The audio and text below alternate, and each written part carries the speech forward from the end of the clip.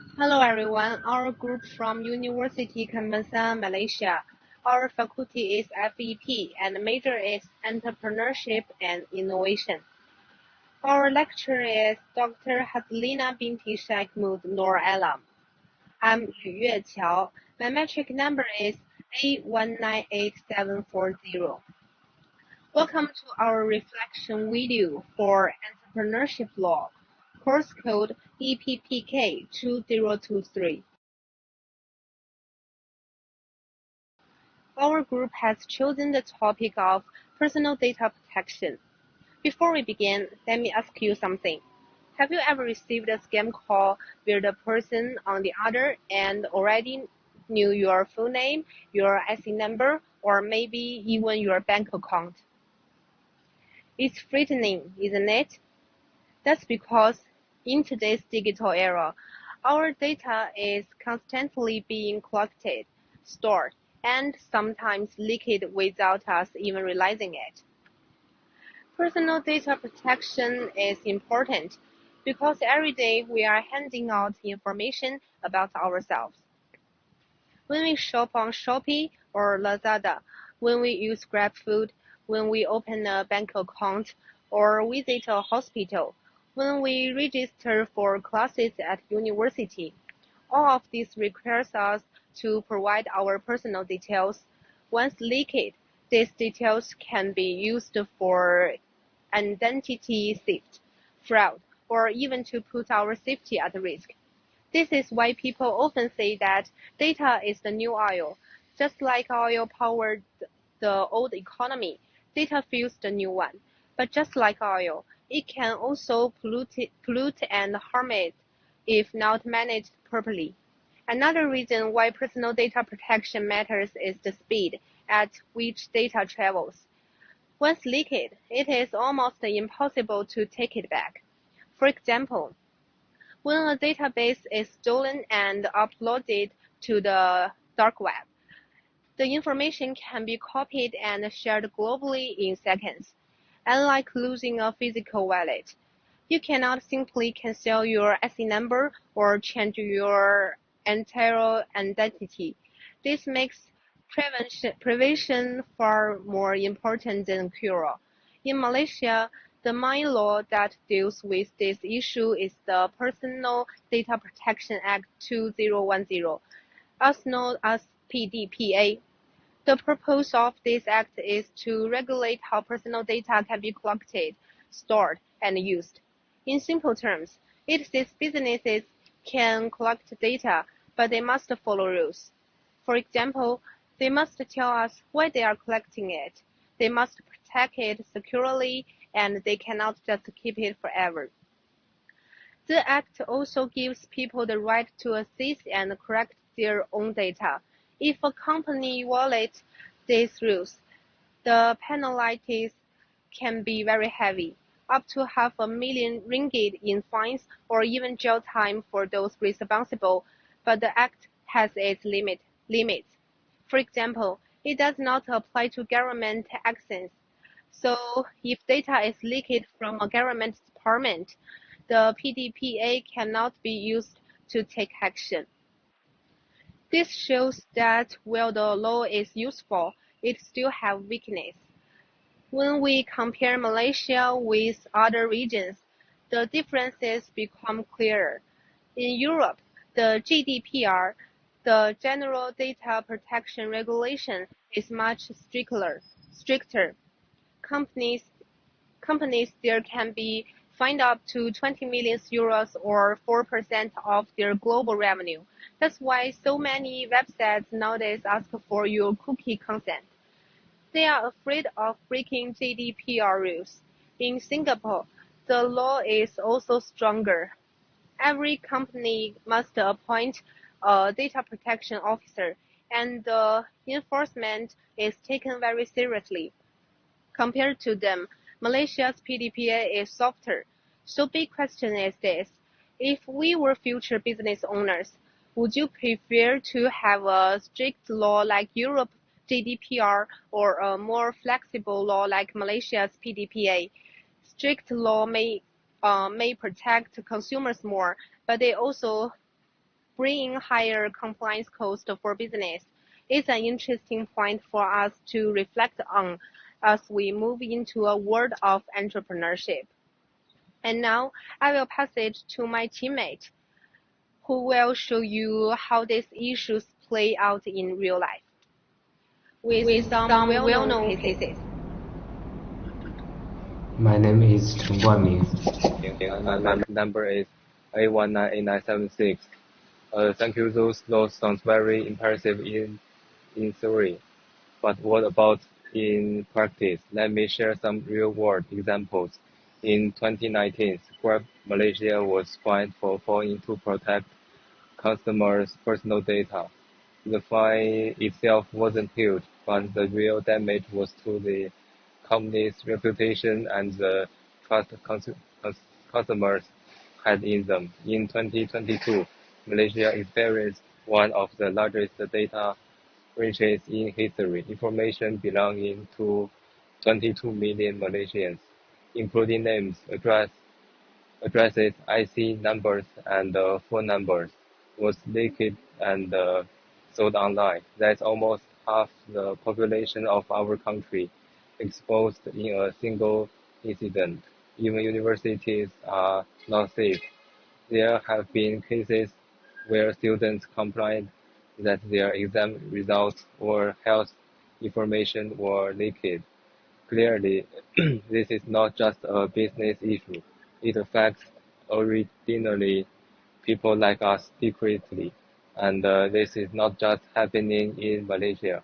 Around the world, we have seen massive scandals. One of the most famous was the Facebook Cambridge Analytica case, where millions of people's personal data was measured to influence elections. Another was the Yahoo data breach, which affected 3 billion user accounts and became the largest data leak in history.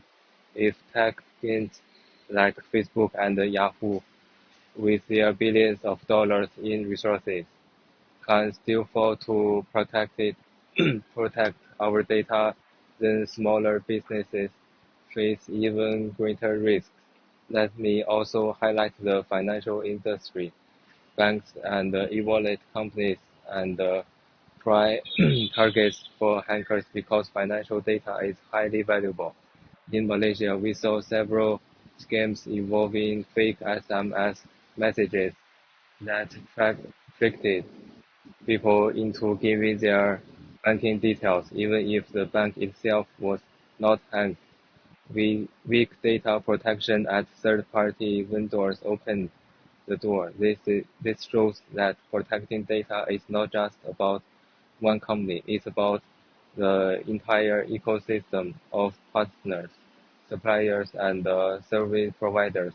So what should we business do? They need stronger IT security, firewalls, encryption, two factors, continuous monitoring. They should appoint a data protection officer, someone whose role is to make sure the company follows the law and the best practices, and they should train employees because many leaks are caused by careless, carelessness, not hackers. The problem is that many businesses still see data protection as just an extra cost. They think security systems are too expensive or unnecessary.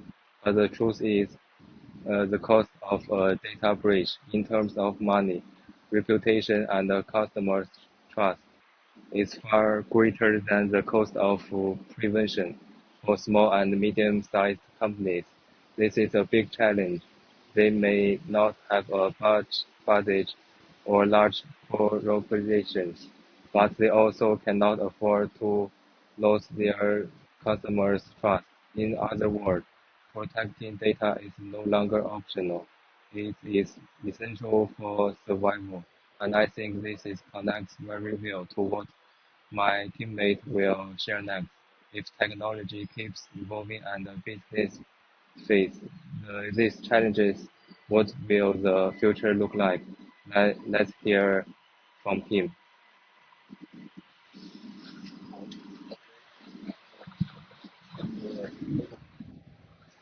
Thank you. I completely agree. The future of data protection is going to be even more complex. But before I go there, let me share a personal reflection. To be honest, before working on this assignment, I didn't think much about where my data goes. Like many people, I would sign up for events, click accept all cookies on website, and share personal data details on social media without a second thought. But now I realize that even small details like your birthday or your location can be enough for scanners to target you. Protecting personal data is not only the government's or company's job, it is also our own responsibility. Looking at the future, with the rise of artificial intelligence and big data, companies are collecting more information than ever before. Algorithms may be powerful, but they need enormous amounts of data to work. Neither increases the risk of misuse or abuse. Another challenge is cross-border data flow.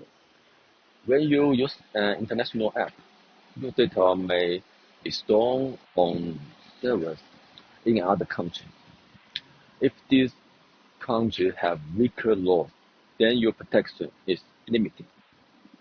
One more future trend we need to think about is education. As more universities adopt online learning, they are connecting data from students every single day, from attendance and assignments to visual recognition during online exams.